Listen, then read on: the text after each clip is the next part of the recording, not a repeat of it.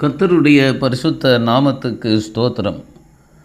அன்பின் ஆண்டவராகிய இயேசு கிறிஸ்துவின் நாமத்தில் இந்த வீடியோவை பார்க்கிற யாவரையும் நாசரேத்தூர் இயேசு கிறிஸ்துவின் நாமத்தில் ஆசீர்வதிக்கிறேன்.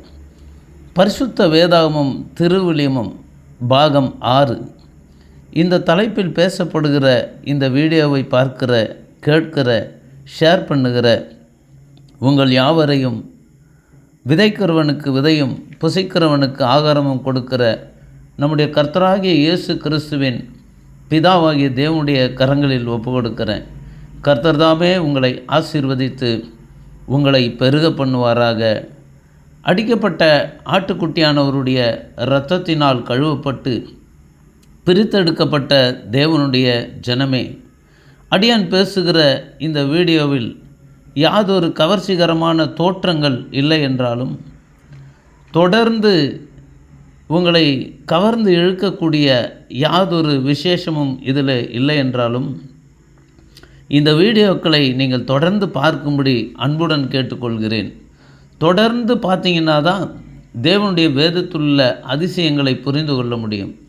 தற்சமயம் நாம் இன்ட்ரடக்ஷன் லெவலில் தான் போய் கொண்டு இருக்கிறோம்.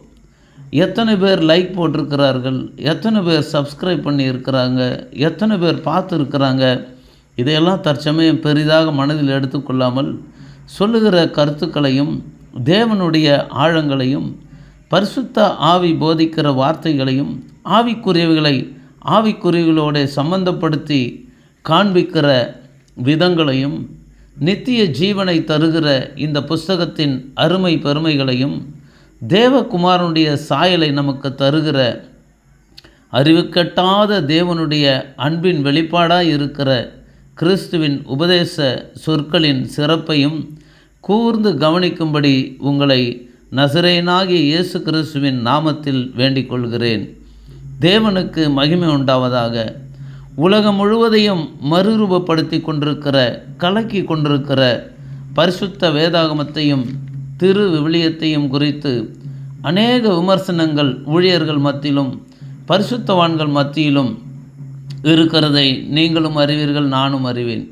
வேத வல்லுநர்களும் வேத பண்டிதர்களும் வேத ஞானிகளும் அவர்களுடைய ஞானத்தின்படி இந்த தேவனுடைய ராஜ்யத்தை போதிக்கிற இந்த புஸ்தகங்களுக்கு பெயர் வைத்திருக்கிறார்களே தவிர, இந்த புஸ்தகம் யாருடையதோ, இந்த புஸ்தகங்களின் முழு உரிமையாளர் யாரோ அவரே அவருடைய வாயால் சொன்ன பெயரை ஒருவேளை இந்த புஸ்தகங்களுக்கு வைத்திருந்தார்களாயானால் இந்த புத்தகங்களை குறித்த விமர்சனங்களை தவிர்த்திருக்கலாம் என்று கிறிஸ்துவுக்குள் நாம் நம்பலாம். சமீபத்தில் ஒரு வீடியோவை நான் பார்த்தேன், நீங்களும் ஒரு வேளை பார்த்திருக்கலாம்.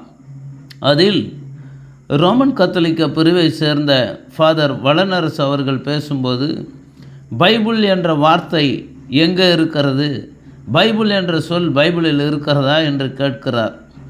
அவர் நற்கருணையா திருவிலியமா என்ற தலைப்பில் அந்த வீடியோவில் அவர் பேசியிருந்தார். அந்த வீடியோவில் இன்னும் சில காரியங்கள்லாம் அவர் பேசுகிறார், கேள்வியெல்லாம் நிறைய எழுப்புகிறார். என்னுடைய குறைந்த அனுபவத்தில் ஒரு 18 வருட கால கிராம ஊழியத்தில் நாம் சொல்லுகிற கருத்துக்களை மற்றவர்கள் ஏற்றுக்கொண்ட பின்பற்றி வருகிற கருத்துக்களுக்கும் ஒத்து போகவில்லை என்றால், அதாவது நாம் சொல்லுகிற கருத்து அவங்க ஏற்றுக்கொண்ட கருத்துக்களுக்கு ஒத்து போகலைன்னா, அவங்க ஆர்சியாக இருந்தாலும் சரி, டிஎல்சியாக இருந்தாலும் சரி, பெந்தகோஸ்தேவாக இருந்தாலும் சரி, மற்ற இண்டிபெண்டன்ட் சபைகளை சேர்ந்த எல்லோருமே என்ன வார்த்தையை பயன்படுத்துவாங்க அப்படின்னு கேட்டிங்கன்னா, அவங்க சொல்கிற முதல் வார்த்தை, பைபிளில் போட்டிருக்கா, எங்கே காமி, நானும் பார்க்குறேன், இதெல்லாம் நீ சொல்கிறது பைபிளில் இருக்கா, நீ சொல்கிற பைபிள்ன்ற வார்த்தை பைபிளில் இருக்கா, எங்கே போட்டிருக்குது, திருவிலியன்ற வார்த்தை எங்கே காமி, இப்படிலாம் சொல்லி அவங்க கருத்துக்கு நாம் ஒத்துப்போகாத கருத்துக்களை சொல்லும்போது அவங்க என்ன செஞ்சிட்றாங்க, அதை இப்படி தான் பட்ட கேள்வியை திருப்பிடுறாங்க. இதெல்லாம் கோபத்தில் ஒருவேளை வெளிப்படுகிற வார்த்தையாக இருந்தாலும் நம்முடைய வாதங்களும் தர்க்கங்களும் ஆரோக்கியமாக இருப்பது தேவனுடைய ஞானத்தை வெளிப்படுத்த வகை செய்யும். தேவனுக்கு மகிமை உண்டாவதாக. ஃபாதர் வளனரசு அவர்கள் மட்டுமல்ல, அநேக சகோதரர்கள், எல்லா மற்ற பிரிவுகளை சேர்ந்த சகோதரர்களும் பிரசங்கிமார்களும் இந்த வேத வார்த்தைகளை பயன்படுத்துகிறதை நீங்கள் கேட்டிருப்பீர்கள். நானும் கேட்டு இருக்கிறேன். இந்த மாதிரியான வார்த்தைகள் பைபிள் என்ற வார்த்தை ஆண்டவர் சொல்லி இருக்கிறாரா, எங்கே பைபிளில் போட்டிருக்கிறதா, முதலில் அதை எடுத்து காமி என்று சொல்லும்போது நமக்கே ஒரு சிந்தனை வரும். இதை குறித்து கேள்வி எழும்பும். கர்த்தரும் வேதத்திலும் திருவேதத்திலும் தீர்க்கதரிசிகளும் தேவனால் சொல்லப்பட்டிருக்கிற தீர்க்கதரிசிகள் இறைவாக்கினர்கள் இதை குறித்து என்ன சொல்லி இருக்கிறார்கள், பைபிளில் இதை குறித்து ஏதாவது இருக்குதா அப்படின்ட்டு சொல்லி ஒரு கேள்வி நமக்குள்ளே எழும்பும். கர்த்தர் இதை குறித்து என்ன சொல்லியிருக்கிறார், நான் பார்க்கலாமா அப்படின்ற ஒரு நினைவில் வரும். ஆனால் அப்படிப்பட்ட ஒரு சந்தேகம் நமக்கு எழும்பும் பொழுது முதலில் நம்முடைய மனதில் தோன்றுவது ஏசாயா 34 அதிகாரம் 16வது வசனம் மட்டும்தான் முதல்ல வருவது.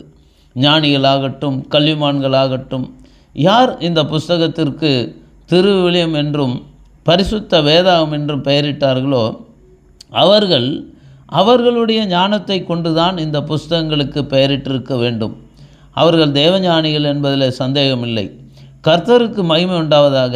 ஒரு யூடியூப் வீடியோவில் தேவனையும் அவருடைய வேதத்தையும் அறியாத ஒரு மனிதன் பரிசுத்த வேதாகமத்தை வேத காமம் என்று வார்த்தைக்கு வார்த்தை சொல்லுகிறதை இந்த வீடியோவை பார்க்குற சிலர் ஒருவேளை அந்த வீடியோவை பார்த்துருக்கலாம். ஒரு மனிதன் அப்படி பேசுகிறான், கர்த்தரை அறியாத மனுஷன். நானும் அந்த வீடியோவை பார்த்தேன். ஆனால் அதுக்காக நான் இதை சொல்ல வரல. அவன் கர்த்தரை அறியாதவன், அது ஒரு பக்கம் போகட்டும், அதற்குரிய பலனை அவன் அடைவான். கர்த்தர் இந்த புஸ்தகங்களுக்கு என்ன பெயர் வைத்திருக்கிறார் என்பதை ஞானிகளும் கல்விமான்களும் கருத்தில் கொண்டு பரிசுத்த வேதாகமத்திற்கு ஏசாயா 34:16 அதிகாரத்து வசனத்தில் சொல்லப்பட்டிருக்கிற கர்த்தருடைய புஸ்தகம் என்று பெயர் வைத்திருந்தால் இந்த தர்க்கங்களுக்கு முற்றுப்புள்ளி வைத்திருக்கலாம். திருவிலியத்திற்கு அதே போல் ஏசாயா 34 அதிகாரம் 16வது வசனத்தில் சொல்லப்பட்டிருக்கிற ஆண்டவருடைய ஏட்டுச்சுருள், ஏன்னா அவரே அவருடைய வாயால் இந்த புஸ்தகத்துக்கு பெயர் கொடுக்கலன்னா அவர் இந்த புஸ்தகத்துக்கு பெயர் வைக்கலைன்னா நம்ம ஒரு பெயரை வைத்திருக்கலாம். ஆண்டவரே கர்த்தரே இந்த புஸ்தகத்துக்கு அவருடைய வாயினாலே ஒரு பெயர் வைத்திருக்கும் பொழுது நாம் இந்த பெயரை ஏற்றுக்கொள்வதில் ஒரு தவறும் இல்லை என்று நான் நினைக்கிறேன். கிறிஸ்துவுக்குள் நான் விசுவாசிக்கிறேன். கர்த்தருக்கு ஸ்தோத்திரம். என்னுடைய கைகளில் இருக்கிற பரிசுத்த வேதாகமத்திற்கும் இந்த திருவிலியத்திற்கு நான் திருவிலியம் ஏசாயா 34:16 வசனத்தின்படி ஆண்டவரின் ஏட்டுச்சுருள் என்ற பெயரை வைத்திருக்கிறேன். பரிசுத்த வேதாகமத்திற்கு கர்த்தருடைய புஸ்தகம் ஏசாயா 34:16 வசனத்தின்படி கர்த்தரே அவர் பரிசுத்த ஆவியானவரே இதற்கு அந்த பெயரை கொடுத்திருப்பதினாலே நான் இந்த பெயரை வைக்கிறேன். ஒருவேளை என்னுடைய வசனங்களை கேட்கிற ஏற்றுக்கொள்கிற எவருக்கும் உங்களுக்கு மனதில் சம்மதம் என்று பட்டால் நீங்களும் இந்த பெயரை வைத்துக்கொள்வதில் எந்த தவறும் ஏற்படாது என்று நான் விசுவாசிக்கிறேன். கர்த்தருக்கு ஸ்தோத்திரம். அடுத்த வீடியோவில் நம்ம தொடர்ந்து பாருங்கள். இதை தொடர்ச்சியாக பார்த்து கொண்டே வாங்க. நாம் சில விஷயங்களை இதிலிருந்து எடுத்து பேசும்பொழுது கர்த்தருக்கு அது பிரியமானதா பொருத்தமானதா என்று கவனித்து பேச விரும்புகிறோம். கர்த்தர் தாமே கேட்ட உங்களையும் அடியானையும் ஆசீர்வதிப்பாராக. கர்த்தருக்கு ஸ்தோத்திரம். கர்த்தர் நல்லவர்.